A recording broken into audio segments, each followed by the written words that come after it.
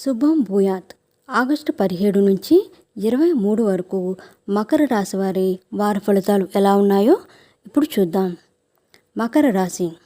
ఉత్తరాషాఢ 2, 3, 4 పాదాలు, శ్రవణం, ధనిష్ట 1, 2 పాదాలు.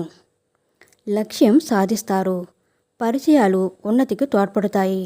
ఆర్థికంగా నిలదొక్కుంటారు. రుణం ఒత్తిడి తగ్గుతుంది. చేపట్టిన పనులు చురుకుగా సాగుతాయి. అవగాహన లేని విషయాల్లో జోక్యం తగదు. మంచి చేయబోతే చెడు ఎదురవుతుంది. బంధువుల రాక ఇబ్బంది కలిగిస్తుంది. చిన్న విషయాన్ని పెద్దది చేసుకోవద్దు. పత్రాల్లో సవరణలు సాధ్యమవుతాయి. మీ సిఫార్సుతో ఒకరికి సదవకాశం లభిస్తుంది. అనుకున్న కార్యక్రమాలు సమయానికి పూర్తి చేస్తారు. ఆర్థిక వ్యవహారాలలో చికాకులు తొలగుతాయి. భూములు, వాహనాలు కొనుగోలు చేస్తారు.